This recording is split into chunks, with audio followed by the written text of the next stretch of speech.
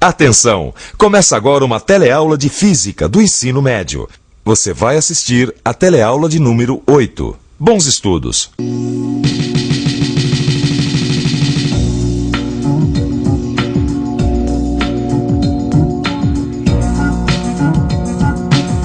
Nas nossas duas últimas teleaulas, nós aprendemos muita coisa sobre força, que ela é um vetor e que os vetores força podem ser medidos, decompostos e somados. E hoje nós vamos aprender muito mais sobre força. Nessa teleaula você vai ficar sabendo quais são as 3 leis que explicam o movimento das chamadas leis de Newton. E assim vai ficar sabendo o que é inércia, ação e reação. E vai ver que as 3 leis juntas ajudam e muito a entender os fenômenos da mecânica. Rosinha! Rosinha! Tá no mundo da lua? Não, Maristela, eu tava no mundo da física. Sabe o que é? A gente aprendeu vários tipos de movimentos, mas até agora eu não sei qual a razão para que um objeto se movimente ou não. A explicação está aqui, ó, na minha mão, Rosinha. Dá só uma olhada. Esse aí é Isaac Newton, um dos maiores físicos de todos os tempos. Foi ele que criou o conceito de força. E ele também vivia se perguntando qual era o motivo para um corpo se movimentar. E uma pergunta boa era: quando se joga uma pedra, ela começa a se movimentar devido ao impulso dado pela mão. Mas por que ela continua a se movimentar depois de estar solta? Muito tempo antes de Newton, na Grécia Antiga, eles diziam que a natureza não gosta do vácuo e que a pedra se movimentava porque o ar que ocupava o vazio que ela deixava empurrava a pedra para frente. Naquele tempo eles achavam que o lugar não podia ficar vazio, sem ar. Não existir o vácuo. Imagina! Hoje em qualquer supermercado a gente encontra café embalado a vácuo. Muito mais do que isso, Rosinha. O homem já foi à Lua, onde existe o vácuo. E lá foram realizadas experiências com pedras e elas se movimentaram do mesmo jeito. Tudo bem. Os gregos antigos estavam errados. Mas qual o motivo da pedra continuar em movimento? Mas é aí que entra Newton, Rosinha. Bom, ele bolou, ou melhor, ele enunciou 3 leis que explicaram o movimento da pedra e a relação entre movimento e força. Bom, prepare-se aí, porque agora a gente vai conhecer a primeira lei de Newton. Me responde uma coisa, Rosinha. Se um carro estiver parado e não existir nenhum motivo para ele se movimentar, ele vai se movimentar? Claro que não. E se o carro estiver em movimento e não houver nenhum motivo para ele parar, ele para? Também não. Bom, eu acho que você também sabia responder essas perguntas óbvias, não sabia? Pois é, então de certo modo você também já conhece a primeira lei de Newton. Bom, é só substituir a palavra motivo por força. E aí, a primeira lei de Newton pode ser enunciada assim: se a soma das forças que agem sobre um corpo é nula, este corpo mantém seu estado de movimento. Quer dizer então que se um corpo estiver em repouso, permanecerá em repouso. Se estiver em movimento, sua velocidade será constante, ou seja, manterá um movimento retilíneo uniforme. A primeira lei de Newton também é conhecida como lei de inércia. Inércia.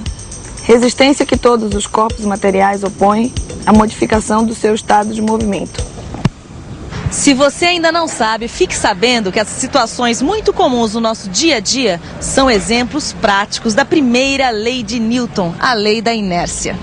Quando o motorista dá uma arrancada, todo mundo dentro no ônibus é jogado para trás, pois como todos estavam parados pela lei da inércia, a tendência é continuar parado. É como se o ônibus fosse e as pessoas ficassem. No caso da freada, é o contrário. Tá todo mundo em movimento e o motorista breca. Quer dizer, a tendência, pela mesma lei da inércia, é continuar em movimento. Aí o ônibus fica e as pessoas vão para frente. Então também é essa lei da inércia que derruba o cavaleiro quando o cavalo refuga diante de uma barreira. Veja só. O cavalo fica e o cavaleiro continua em movimento, levando maior tombo. Eu estava lendo uma notícia aqui que tem tudo a ver com a lei da inércia. Num pequeno acidente de trânsito. O motorista disse que brecou, mas como estava chovendo e o chão estava cheio de lama, não teve jeito. E o guarda rodoviário também disse que os pneus estavam carecas. Então não tinha nenhum motivo, ou melhor, nenhuma força contrária ao movimento que fizesse o veículo parar. Eu já entendi o que é inércia. Mas agora pintou uma outra dúvida. Dá para medir a inércia de um corpo? Vamos pensar um pouco? Vamos pensar um pouco. Deixa eu ver. Bom, é fácil perceber que os corpos mais pesados têm maior inércia que os corpos mais leves. Afinal, é muito mais fácil empurrar um fusquinha do que empurrar um caminhão. Assim como é muito mais difícil parar um caminhão do que parar um fusquinha. Então é lógico que o caminhão tem uma inércia maior. Mas quanto maior? Será que o seu Newton não respondeu essa pergunta também? O seu Newton esqueceu de responder essa pergunta. Como medir a inércia de um corpo? Não só respondeu, como enunciou outra lei, Rosinha. Ah, já sei. A segunda lei de Newton. Exatamente. E essa segunda lei trata-se da força necessária para movimentar um objeto. E Newton até desenvolveu uma expressão matemática para essa lei. Você lembra daquele carro acidentado que o Clóvis leu no jornal? Pois então imagine que logo depois da batida o carro não ligasse e o motorista tivesse que pedir ajuda para algumas pessoas. Pois então o motorista observou que com uma pessoa empurrando o carro atingia depois de 10 segundos a velocidade de 1,1 metro por segundo. Com 2 pessoas empurrando, o carro atingia no mesmo tempo 2,2 metros por segundo. 4 pessoas, 4,4 metros por segundo. E 8,8 metros por segundo. E assim, usando a relação ΔV sobre ΔT, foi possível calcular a aceleração em cada situação. Para um homem empurrando, a aceleração foi de 0,11 metros por segundo ao quadrado. Para 2, foi de 0,22. Para 4, foi de 0,44. E finalmente, para 8, a aceleração foi de 0,88 metros por segundo ao quadrado. Vamos supor que cada homem faça 100 unidades de força, que no sistema internacional se chama Newton. Então, F1 é igual a 100 newtons. F2 é 200 newtons, F4 é 400 newtons e a força de 8 homens, F8, é igual a 800 newtons. Agora repare que interessante. Se a gente dividir a força realizada pelos homens pela aceleração produzida no fusquinha, a gente vai ter sempre o mesmo valor, que nesse caso é igual a 909,9 newtons por metro por segundo ao quadrado. Ou seja, a relação entre a força e a aceleração é uma constante. Você está querendo dizer que quanto maior a força, maior a aceleração? É isso mesmo. A força é diretamente proporcional à aceleração. Para um mesmo objeto, a divisão da força pela aceleração vai ser sempre uma constante. E é essa a segunda lei de Newton, que pode ser escrita assim: a força resultante é igual a m vezes aceleração, onde m é uma constante. A segunda lei de Newton já está aqui, ó. F é igual a m vezes a. Mas que diacho de constante é esse m, hein, Maristela? Bom, para descobrir que constante curiosa é essa, é melhor a gente fazer outras observações. Observar o que acontece quando se empurra um caminhão, por exemplo. Olha só, era exatamente isso que eu estava lendo aqui nessa revista. Eles empurraram um caminhão aplicando cada vez uma força com um valor diferente. Aí eles verificaram a velocidade e assim eles calcularam a aceleração para cada caso. Conclusão: a divisão da força aplicada pela aceleração obtida também dá uma constante. Só que no caso do caminhão ela é bem maior do que no fusquinha. Olha aqui, ó. No caso do caminhão, essa constante é igual a 3.571 newton por metro por segundo ao quadrado. Quer dizer, a constante m é muito maior no caso do caminhão do que no caso do fusquinha. Eu já tenho meu palpite, mas eu queria ter certeza. O que é afinal essa constante m?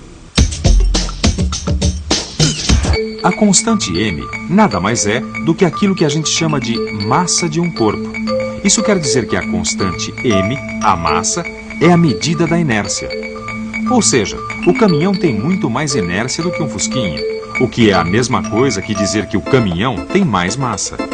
Como a gente viu, a constante m do Fusca é igual a 909,9 newton por metro por segundo ao quadrado, que é a mesma coisa que 909,9 quilogramas, que é a unidade de massa usada no sistema internacional.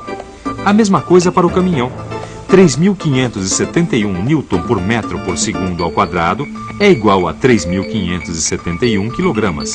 Bom, se a gente conhecer a segunda lei de Newton, dá para determinar a força que age num corpo se nós conhecermos a sua massa e a sua aceleração. No caso desse carro aqui, a massa é de 1.200 quilogramas e sua aceleração ao sair de 10 metros por segundo ao quadrado. Opa, a pergunta agora é o seguinte: qual o valor da força resultante que agiu nesse carro aí? Vamos aplicar a segunda lei de Newton. O motor faz com que as rodas girem, empurrando o chão para trás, que por sua vez empurram o carro para frente. Existe uma força de resistência ao movimento do carro, que em sua maior parte é exercida pelo ar, chamada força de atrito. Por isso, podemos escrever que a força resultante é igual à força motora menos a força de atrito. Como na segunda lei de Newton, força resultante é igual a m vezes A. Substituindo os valores e fazendo as contas, temos que o carro está sob a ação de uma força de 12.000 newtons. Muito bem, a gente já viu a primeira e a segunda lei de Newton, a lei da inércia e a lei da força. Mas não são 3 leis? São, e ainda está faltando uma, que é a terceira lei de Newton. Rosinha, me responde uma coisa. A gente pode empurrar esse carrinho ou qualquer outro objeto sem que ele toque na gente? Não. E a gente pode tocar nessa mesa sem que ela toque na gente? Também não. Agora vai me dizer que isso tem a ver com a terceira lei de Newton? Tem tudo a ver, Rosinha. Presta atenção. Quando a gente faz uma força sobre alguma coisa, esta alguma coisa faz uma força sobre a gente. Bom, vamos voltar ao caso da freada, Rosinha. Imaginando que a pista não estivesse molhada e nem os pneus carecas, o que ia acontecer?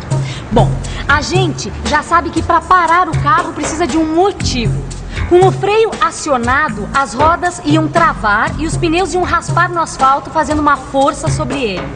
O asfalto, por sua vez, ia fazer uma força nos pneus, uma da mesma intensidade e no sentido contrário ao movimento, que ia fazer com que o carro parasse. Peraí, então quando um objeto está em cima de uma mesa, parado, estão atuando sobre ele 2 forças. Uma força devido à atração gravitacional que a Terra exerce sobre ele e a força de sustentação que a mesa faz sobre este objeto. Isso significa que o objeto faz uma força sobre a Terra, igual ao peso, mas em sentido contrário, assim como faz uma força sobre a mesa de mesma intensidade, mas em sentido contrário. É isso? Perfeito! E essa é a terceira lei de Newton. Escuta só como fica a definição da terceira lei de Newton, também chamada lei de ação e reação. Se um corpo A faz uma força sobre o corpo B faz ao mesmo tempo uma força da mesma intensidade e de sentido contrário ao corpo A. Matematicamente, a gente pode expressar esta lei da seguinte maneira: o vetor força que A faz em B tem o mesmo módulo, mas tem sentido contrário ao vetor força de B em A. E repare um detalhe super importante: as forças de ação e reação estão sempre em corpos diferentes, quando se empurra uma parede, por exemplo. A força que se faz está na parede, e a força que a parede faz, quer dizer, a força de reação está em quem está empurrando. Bom, quer dizer que essa história de eu tenho a força não tem nada a ver, ninguém tem a força. E a força não aparece sozinha, ela aparece no mínimo quando 2 corpos interagem. Bom, agora quando eu termino de ler essa revistinha aqui, você fica com a revisão. E atenção, se liga aí que é hora da revisão. Nessa teleaula, você aprendeu as 3 leis de Newton. A primeira lei, ou lei da inércia, diz o seguinte: um corpo só altera seu estado de movimento se a soma das forças que agem sobre ele for diferente de 0. A segunda lei de Newton, a lei das forças, diz: a soma de forças, ou força resultante, é igual à massa do corpo vezes sua aceleração. E a terceira lei de Newton, a lei da ação e reação, que diz: todo corpo que faz uma força sobre outro recebe uma força de reação de mesma direção, mas sentido contrário. E para entender essa história direitinho, você já sabe, né? Estudar e fazer os exercícios do seu livro de física. E na próxima teleaula tem mais. Até lá. Tchau!